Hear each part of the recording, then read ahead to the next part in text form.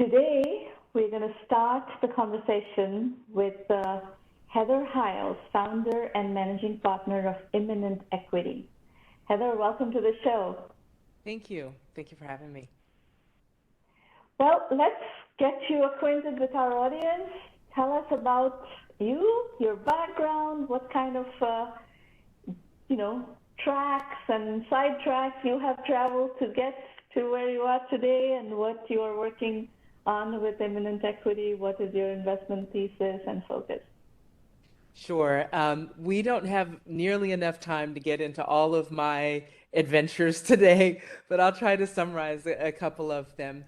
I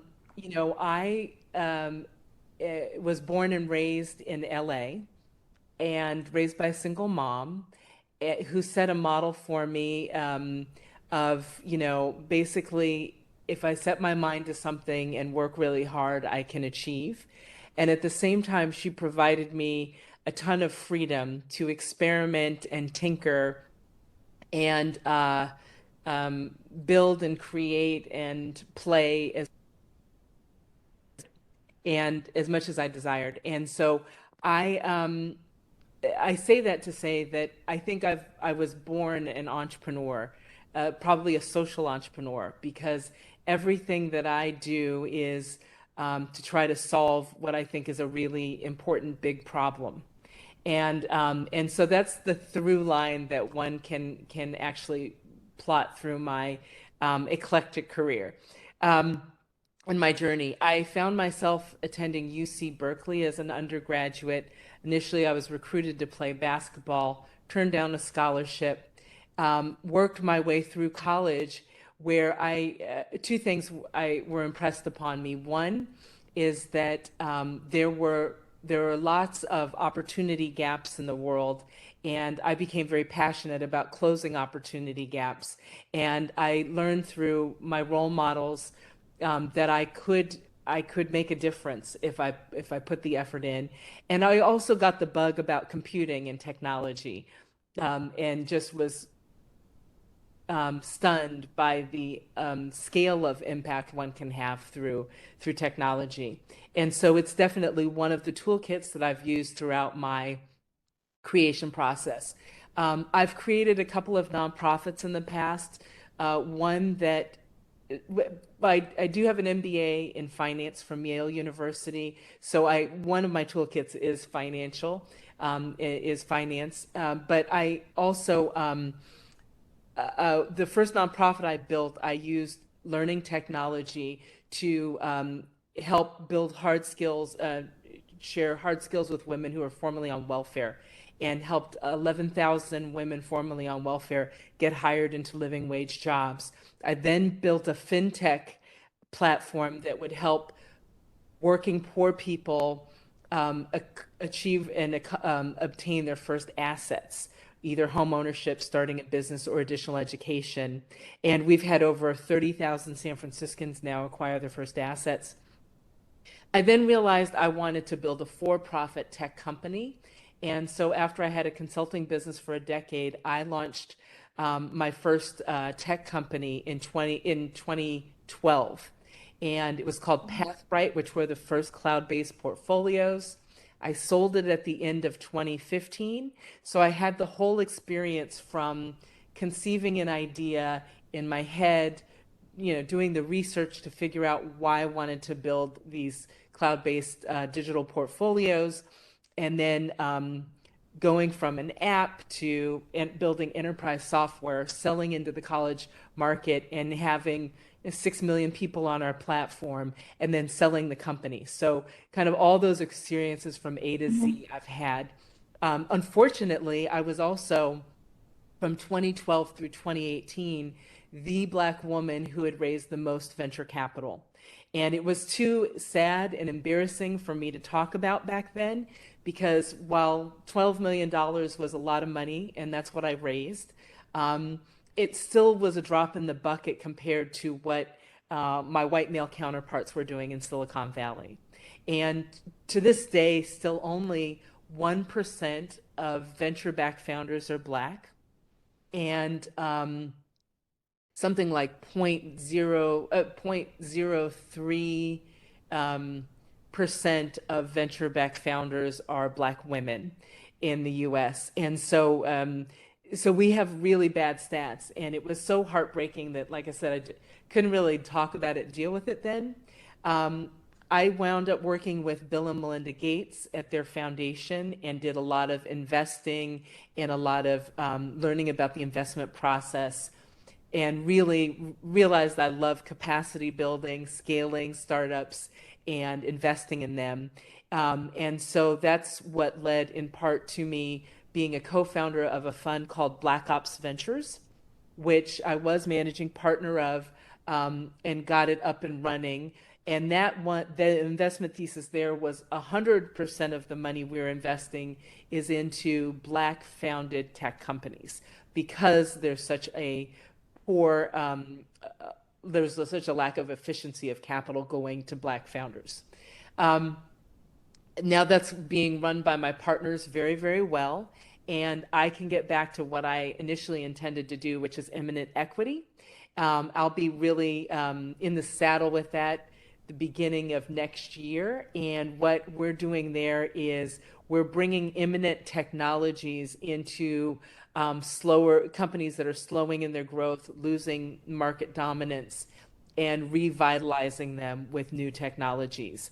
I did deep research and am a huge, advocate and fan of everything from blockchain to the great opportunities with AI and VR and AR, and will be, as other new emerging technologies really show their powers, applying those as well to the companies that I invest in.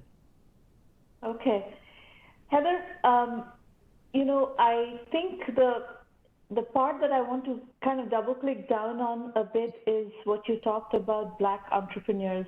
As you know, this is an entrepreneur platform. Yes. So I want to hear more from you about your experience with Black Ops Ventures, and what is the gating item? What is it, that there aren't enough Black founders starting up? No, is it that's not the problem. bias against Black founders? It's what racism. is your analysis of the issue? It's pure and simple, it's racism. Actually, Black founders have 2x the outcomes at every stage of companies, of startup life, of their white counterparts. So it's not that that Black founders of tech companies don't exist. It's not that they don't have decent outcomes to invest in. It's the exact opposite of that. It's pure and simple that because of how we got to this country, how it was at one point in time illegal for us to read and write, that we have been kept out of top tier educational institutions, and we start so far behind the line with multi-generational wealth being created by white males predominantly in this country, that we just are so far behind that we are playing catch up, and that we don't have the networks, and we don't have intergenerational, not only wealth in terms of money, but in terms of knowledge of how to build companies, how to build wealth, how to build it over generations, that we are just so far behind that we don't have the networks. For example, I'm selling enterprise software, but if I don't have friends, family, colleagues, people I went to school with who work at these big companies where I'd want to sell software, how in the world do I even get a meeting?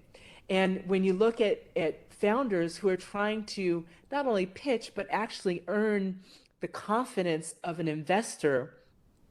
And so I found myself on Sand Hill Road, at the top VC firms.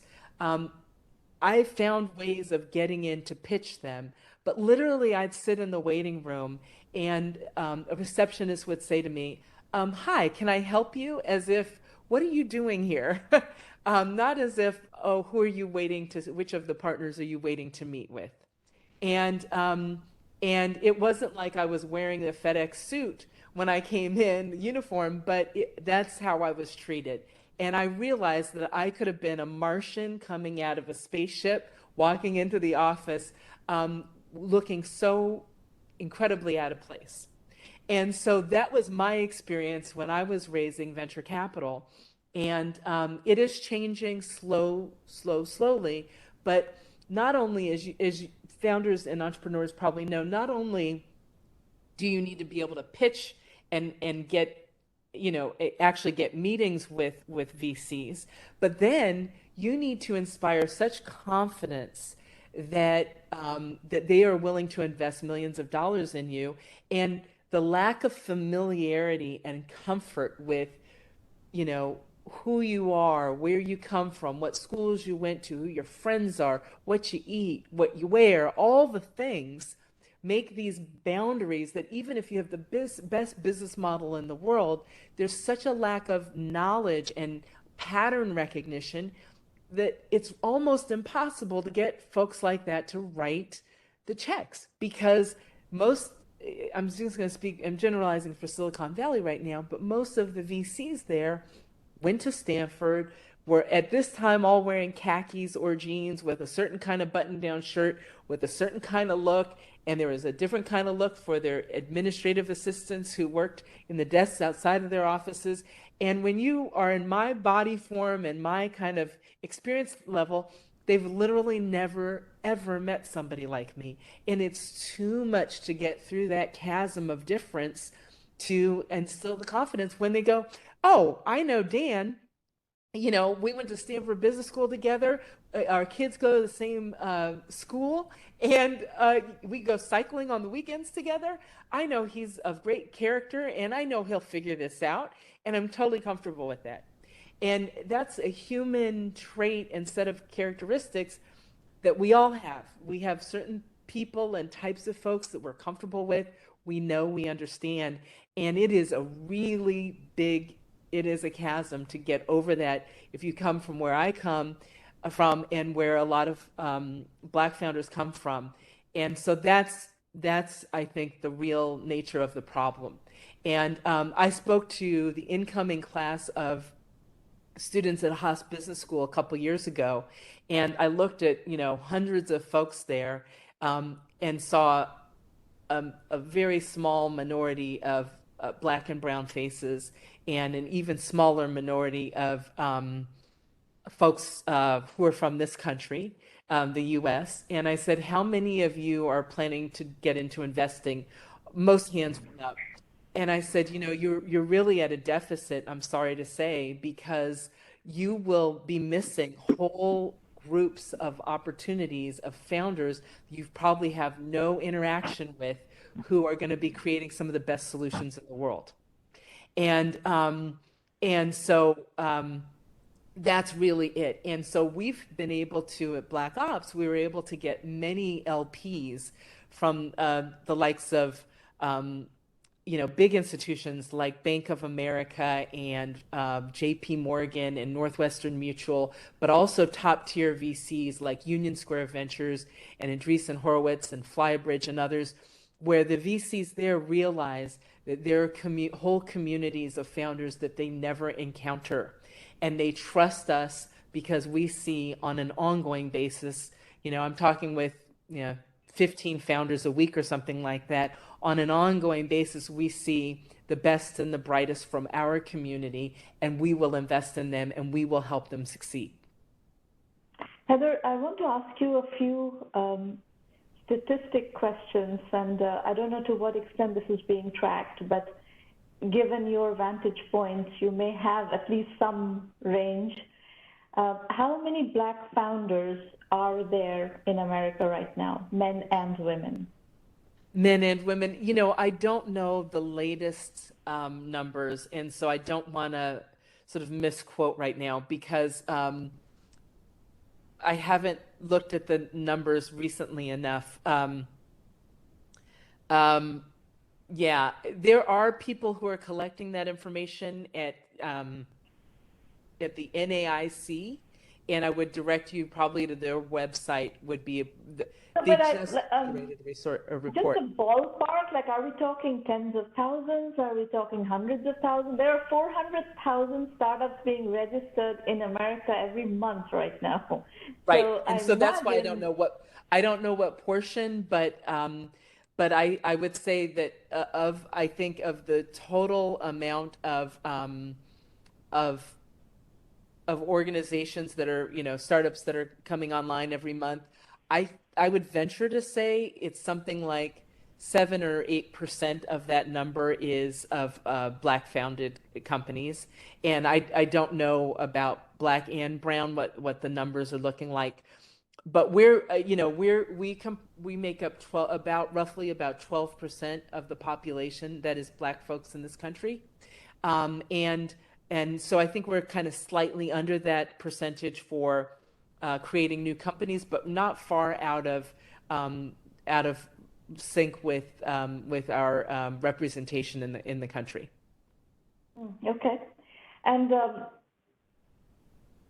when you look at, you talked about education and not having access to knowledge. When you look at the, schools Yes. where technical disciplines are taught, Yes. not just the Stanfords and the MITs, but also the large, engineering schools like the University of Pennsylvania, the Indiana University, the UT Austin, and I mean, there are a lot of very large engineering programs which basically create the pipeline of trained engineers in America. Yes. What what is the uh, representation of blacks in that community or in the Um, pipeline? yeah, again, and I should be up to date with probably the statistics because at the Gates Foundation, I watched very carefully the CS programs throughout the country. Um, we're poorly represented, and in the pipeline of education, and especially when you look at college and university computer science programs, we are really behind. The majority of Black youth today coming out of K-12 schools are behind our counterparts academically, especially from the math perspective. And so a lot of us don't, the majority of us do not have the skills to enter into CS programs. So we're very underrepresented. The last time I checked, we were something like 2 to 3% of the student populations in undergraduate CS programs. And Okay. so you do bring up a good point. And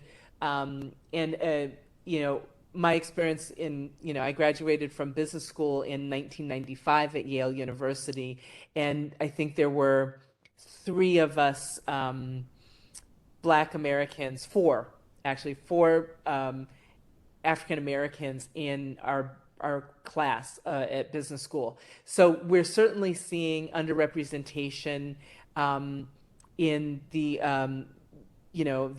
business side of this of entrepreneurship as well as the technical side.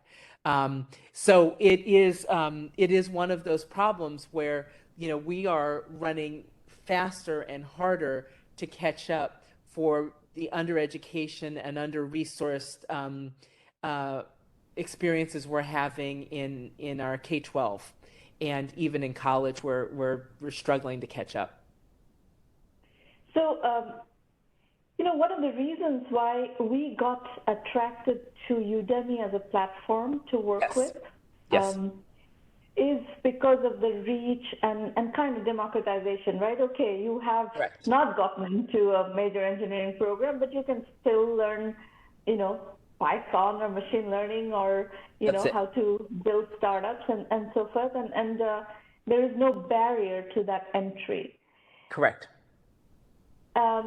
Has Udemy made an impact in the startup ecosystem? It has, and it has been transformative for people around the world, as you're saying, and is one of the reasons that I was so thrilled to be asked to join the board of directors in 2020.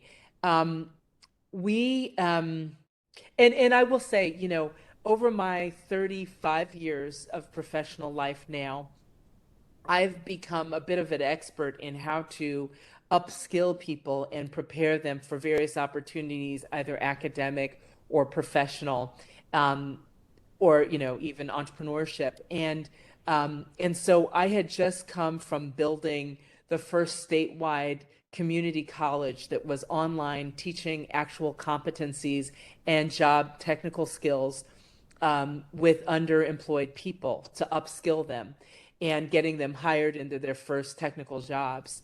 And so when I left that being the founding chancellor of Calbright College, I was able to join the board of Udemy, and Udemy right now has 50 million people on our B2C, our direct to consumer marketplace. And 80% of our courses are free, completely free.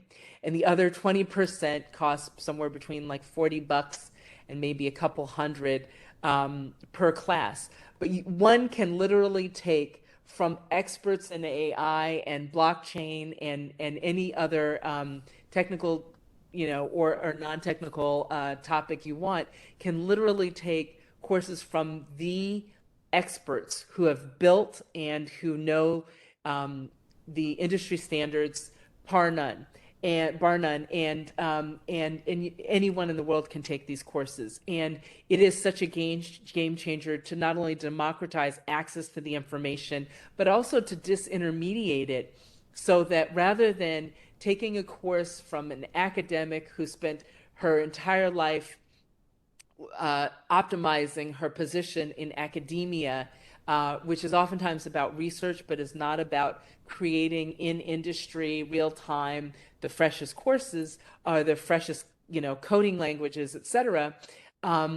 You really get to hear from the experts who have built code, many of them, most of them, outside of universities and colleges. So it's a very, very unique offering and very special. And it really does change the life and opportunity and trajectory for people looking to get better jobs at companies, or for the 5% of us. I've been told 5% of us worldwide are actually entrepreneurs.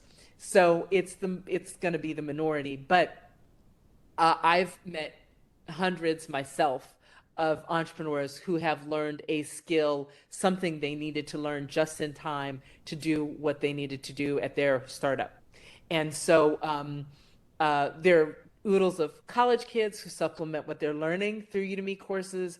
There are professionals who need to learn new skills all the time, and they're doing that. And there are entrepreneurs who need to learn new skills immediately. And Udemy happens to have the largest library of technical courses in the world. So we really do have an offering that's affordable to everybody. So you brought up your experience with community colleges. Yes. I think a lot of the Black community uses community colleges to learn, right? Is that a correct statement? We don't, I mean, I wouldn't say proportionately more than other populations. So I wouldn't want to mislead people to say that we have a major presence in community college and not in other four-year institutions. We're underrepresented in every type of college and university system. So I guess the question then is, Yeah. how do you bridge the knowledge gap in a democratized fashion, both on the technical side and on the startup business side? Yes. So And mhm. And there are a couple of ways to do that. One is these online platforms, Udemy being a very good example and a very good opportunity for that, where you can get both technical knowledge and you can get business knowledge, and that's a package that can actually get you there. Yes. Another possibility is through community colleges, and there, I mean, the way I see it is that Udemy should work with these community colleges and set up more of a formal structures with, both on the technology side and on the entrepreneurship side, no? Oh, 100%. I couldn't agree with you more. The problem for most community colleges is limited budgets, a huge need, and what we were solving for was a particular problem at Calbright, which is we were focusing on working poor people. The majority were women who were single mothers who were working 3 jobs, had kids to support and sometimes parents, and who didn't have time to invest in an AA degree or any other degree without having a better job, one job with benefits that where she could actually support herself. So the problem with most community colleges is even after you have an AA, and many times even after people get bachelor's degrees, they don't find themselves getting hired any better, and they don't find themselves having industry demand capabilities. I'll give you one example. One can earn $100,000 being a Salesforce administrator. I Yeah. can teach you to become a Salesforce administrator in probably 4 months solid. And Mm-hmm. um, you don't need, but you can't learn Salesforce administration at a community college. So you could get an AA degree, but you still don't have a way to earn a good living. And so But that's my point. that's right, You exactly. That's can you're making a point. learn to be a Exactly. Salesforce administration through Udemy or Exactly. learn machine learning, Python That's programming, and correct. can get a very credible Exactly. job. It can be supplemental. Exactly. So you're right. And we do serve actually a number of not only community colleges, but state universities and 4-year colleges and universities. We also serve a lot of governments where people in different government departments need to learn the latest in cybersecurity. And once they've gotten hired and they're 10 years in the job, the world of cybersecurity is growing, unfortunately, in perpetuity right now Yeah. and very rapidly. So you've got to keep fresh skills all the time. So Udemy is a great supplement to traditional education, foundational education, and to government as well as to business enterprise, where people have to learn new capabilities to stay relevant in their jobs. And that's why we have also over 8,000 companies paying for their employees to have seat licenses at Udemy so that they can keep upskilling and stay at the companies. And then there are entrepreneurs who, again, as every entrepreneur on this video understands, you've got to learn new things to do new things that you've never had to do in life. And you got to have a place where you can go that's easy, quick, affordable. You don't have time to enroll into something. And that's where a company like Udemy is really helpful. So, and most institutions are not set up to really meet the needs of entrepreneurship and what entrepreneurs need to learn, because there's so much and it's ever changing. So I've had a lot of conversations in the last 6 months with deans of universities and colleges, Yeah. especially on the business side, people who are thinking of wanting to teach technology entrepreneurship. Yes. In 1 million by 1 million, we happen to have probably the largest collection of case studies in technology entrepreneurship early stage. That's wonderful. We have like thousands of case studies. We have over 3,000 hours worth of curriculum in technology entrepreneurship. Nobody has this. Yeah. So we are looking for a way to be able to work with these universities with a pricing model which works for them. And you brought up the issue of community colleges not having budgets. And the farther out you go, like you go outside of America, people are paying a lot less for their degree programs, and then pricing becomes an issue and so forth. But I think this is a market that we would be very interested in working with Udemy to cater to, because we do know how to teach technology entrepreneurship really well. I at love a very deep level. Yeah.